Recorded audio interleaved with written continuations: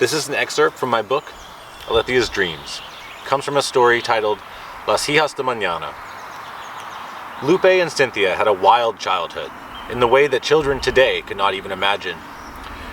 They would play tag in the hillsides laden with the coffee crop. Aside from a few poisonous creatures and slippery jungle slopes, everything seemed safe in the farther reaches of the country during the years after the war had ended. The people had returned to their simple lives as farmers, and many had every intention of continuing to live peacefully in the countryside. The girls and their friends would build forts and run about the valley freely with the other children. In the present day, such childhood adventures are simply too dangerous. It was during the innocence and freedom of their wild youth that they had become best friends with their closest neighbor, Carlos.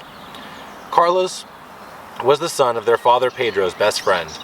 He was the same age as Lupe and would look after the girls and walk them home after long summer days roaming the hillsides.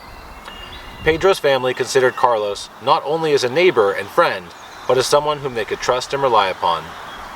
The possibility of such a safe and carefree childhood disappeared the day that Raul showed up.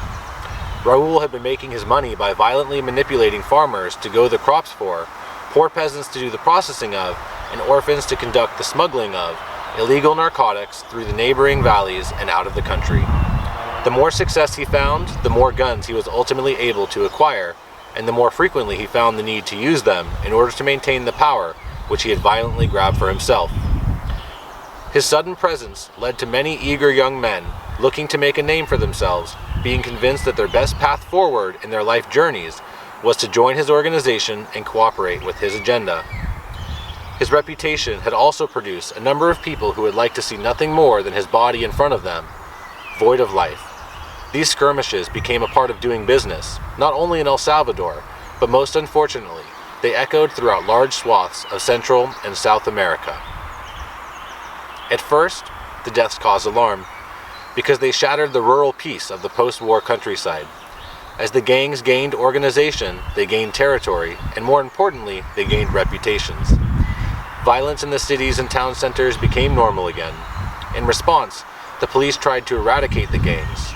This caused many more deaths, and so gangs quickly began to realize that as their numbers in the cities dwindled, their operations needed to become less urban. In response, they stretched out into harder to reach places, where they could not only smuggle, but also produce narcotics. By the time Raul showed up, years had passed since the war ended, and save Cynthia, who was still coming of age, the children whom used to play so freely together were now no longer children. The reality of a return to daily murders stole much of Cynthia's innocence. Raul's arrival was evidence that the gangs had finally arrived in their village home. It was the end of an era.